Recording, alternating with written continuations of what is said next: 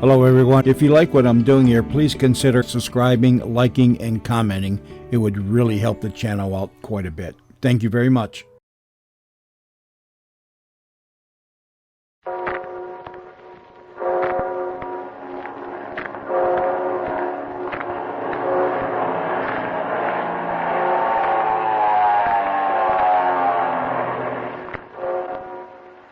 The Scully Oil Company presents Captain Midnight.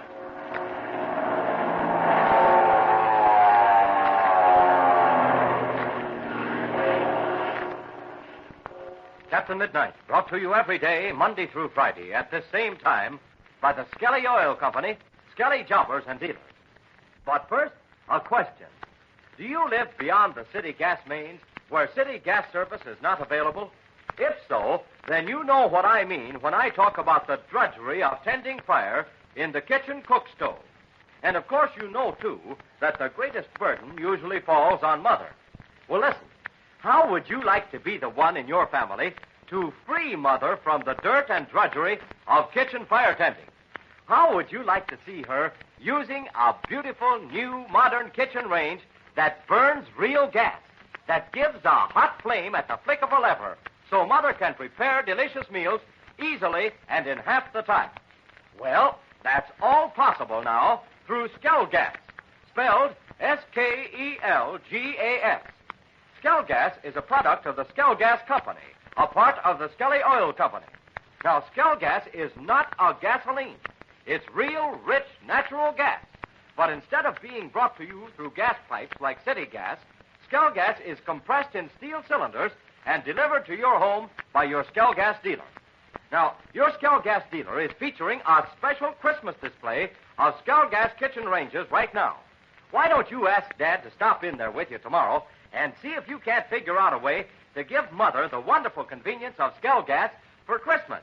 But now, and here's the real news. To every family ordering a Skelgas range before Christmas, your Skelgas dealer is giving free a 57-piece set of Barcelona pattern colored dinnerware. 57 pieces, all in gay, contrasting colors that remind you of romantic old Spain. Why, this very set has sold for as high as $14.95 in leading stores. And it's yours absolutely free from now until Christmas with the purchase of any new Skelgas range.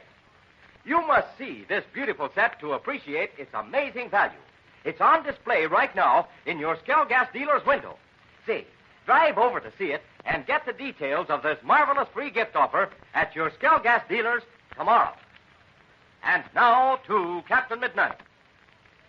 The criminal Ivan Shark is preparing to deliver the vast herd he has stolen from Senor Perada. And also, he is planning to attack Captain Midnight and his friends by means of the secret trail which crosses the underground river about the waterfall and leads through the cave which shelters Ma and Patsy Donovan.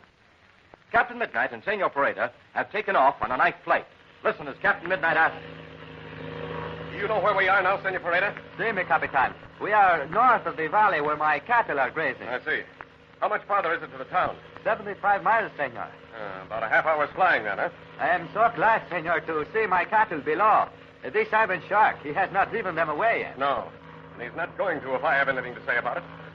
Say, that looks like a narrow pass below there. Do you recognize the place? Si, senor.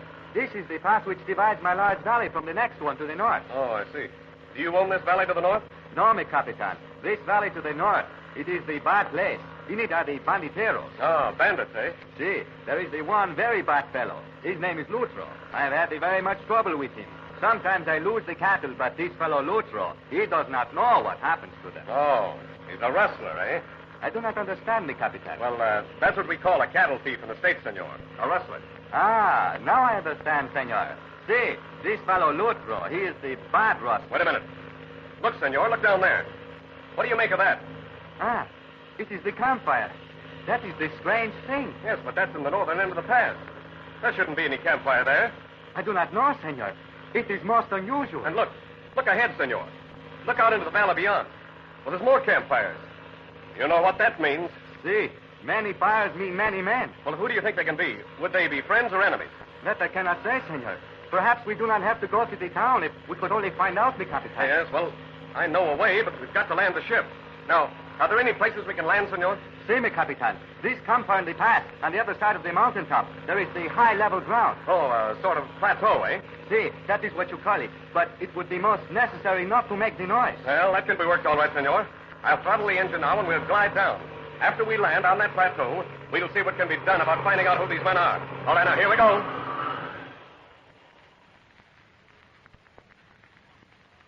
That was a wonderful landing, senor, and very quiet. I'm sure those men, they did not hear us. No, I don't think so. Do you know this section very well, senor? See, I have haunted over it all my life. Well, where we're standing now, are we on your land? No, mi Capitan. My land ends at the beginning of the pass over which we just flew. You remember how the land looks? Yes, I got a fairly good glance at it. There's the first valley, about 20 miles long, I should say, and very broad, where your cattle are grazing. See, senor, that valley belongs to me. Right. Then the narrow pass which connects your valley to the one on the north. Now, as I understand it, we're just over the right ridge, but almost at the upper end. See, mi Capitan, we are just opposite from the campfire at the upper end. Now, here's what you'd better do.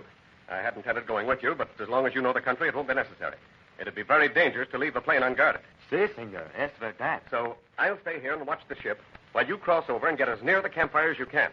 You may be able to get close enough to understand their conversation. Perhaps some of them are Mexican. But now listen, don't stay too long. Hurry back, then I'll tell you what we'll do. See, senor, I go now, and very soon I will return. We leave Captain Midnight and Senor Perada and return to their camp headquarters. Pinky Drake and Slim Pool are standing guard together, concealed behind a clump of bushes overlooking a deep ravine. Let's listen as Pinky says. You know, Slim, this sort of thing's getting on my nerves.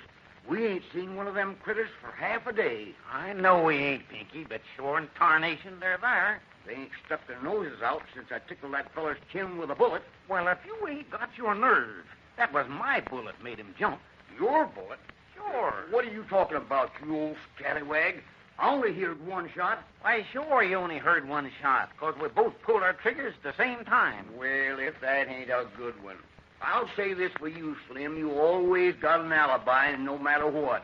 Well, now I got a job to do, and you keep your eyes open while I'm a-doing it, will you? What kind of monkey business you up to now, Slim? Something I'm a-doing 'cause you're my old pal. You ain't a-doing this for yourself, of course. Well, it's something I'll like, too. You know Chuck, he likes to eat so well. He'll sure like it. Oh, it's something to eat, is it? Well, it will be when I get through. You know, Pinky, I sort of feel that our honor's at stake. Well, I didn't know you had any of that, Slim, but go on. Well, this here cook, Senor Perada, he done put on a big Mexican feed for us, and Ma Donovan, she done roast up that turkey. So I think it's up to you and me to put on a feed of our own. What kind of feed? Well, a good old Western barbecue. By the great grizzly, Slim, if you sure ain't making my mouth water. But how you going to do it? Well, I got the whole thing figured out, Pinky. Yeah. You got the whole thing figured out, have you? Well, ain't that something? We could have barbecued venison if you was good enough shot to get one of them there deer around here. Of course, you ain't been good enough to get one either. The trouble is with them, they're too nervous. It seems that these deer out here, they're like them jitterbugs we saw at the last dance down at Black Gulch. They're always jumping around so much you can't draw a bead on them. So you done give up, did you? Well, your old pal Slim Pool, he ain't built that way. He's going to get one of them there deer without any gun. I see. You're just going to creep up behind one and shake a little salt on his tail. By the horned toad, if you ain't got 'em all skinned. You bet I have, and I'll skin that deer, too. Go ahead, get the deer. And if you do, I'll take this rifle of mine, and I'll eat the whole ding-busted thing starting right at the muzzle. Now, by gum, Pinky, you better get ready then, because you're sure going to have to chow on some hard iron. I'll do it all right, you old curmudgeon, you. I'll sure be a-laughing when I catch you, too. Keep your eyes open now, because I'm a-going to get that deer. Yeah, and I'll eat your gun, too. Leaving Slim to get his deer, an undertaking which is going to cause much excitement later, we turn again to Captain Midnight and Senor Perada. It is later in the night. As arranged, Captain Midnight is standing guard by the plane. Suddenly, a scraping sound is heard in the nearby gloom. Captain Midnight calls out. Who's there? It is I, Juan Perada. Oh, For the moment, I could not see you. I was beginning to think you'd run into trouble. Well, tell me, what happened? Ah, senor, I have the news for you, but it is the very bad news. Bad news. Well, all right, let's have it. Might as well face it hours later. Did you know any of those men? Si, senor. One of the men. I know him very well. I've had much trouble with him. He steals my cattle many times. A rustler, eh? Well, what were the men talking about? They talk about the big cattle drive tomorrow, mi Capitan. Yeah? I hear them say my name, and they laugh about me. They say how I am finished, that there is another man who has taken over my land. So that's it, eh? A big cattle drive tomorrow morning. See, the drive will begin at the break of day. Let's see. It's 2 o'clock in the morning now. We can't very well continue our trip. And we couldn't do any good at this time of night anyway. No, senor. That would not be possible. But tell me, senor, how will they drive those cattle? Do you not see me, Capitan? This Ivan Shark, I have explained to his plan. He will drive the cattle by the use of the airplane. That way it will not take long. Oh, I begin to see the whole thing now, senor. Shark evidently intends to drive the cattle up your valley, through this narrow pass, and on into the valley to the north. See me, Capitan. And there is where he will deliver the cattle to this Lutro. Mm-hmm. That is what the man said. We've got to prevent this drive, Senor Perada, by fighting Shark at his own game. But I'm afraid one plane won't be enough. If we had 2 or 3, we might be able to do it. Ah, senor. You also use the airplane like this Ivan Shark. He tries to drive them one way, but you drive them the other. That's it, senor. But he has 5 airplanes. We only have 1. Ah, senor, if only my cowboys were here, they could prevent this drive. Wait a minute. Listen, senor, listen. That's a plane. Do you hear it? See me, Capitan. But what can this airplane be doing? I don't know. Perhaps it's one of Shark's planes. He's not so far up in the sky. No, I'll say he isn't. Listen, he's coming lower every second. Senor, perhaps this pilot, he can see our plane. No, I don't think he can possibly see us, but... Listen, me, Capitan. What does he do? Quick, senor. Get your gun out and be ready. This pilot's coming down to land.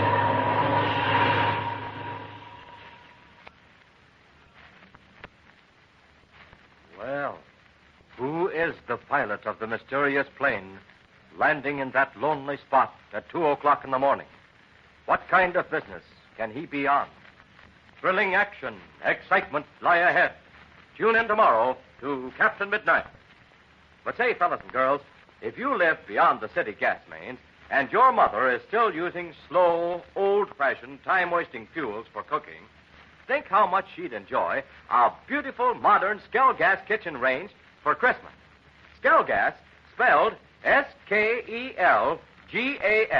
is real, rich, clean, natural gas, compressed in steel cylinders and delivered to your home by your Skell Gas dealer.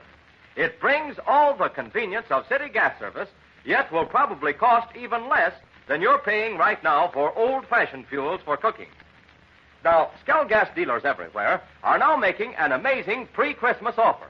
A beautiful 57-piece set of gay Barcelona pattern dinnerware, free with every Skell Gas range ordered before Christmas. Say, why not give Mother a big double Christmas present this year that the whole family will help her enjoy for years to come? See your Skell Gas dealer about this sensational free gift offer tomorrow. Now, if there is no Skell Gas dealer near you, drop a postcard to the Skell Gas Company, Kansas City, Missouri, for full information. And don't forget to tune in again tomorrow, same time, same station, for further transcribed adventures of Captain Midnight. Brought to you by the Skelly Oil Company, Skelly Jobbers and Dealers. What will Captain Midnight do to prevent Ivan Shark from stampeding Senor Perada's cattle?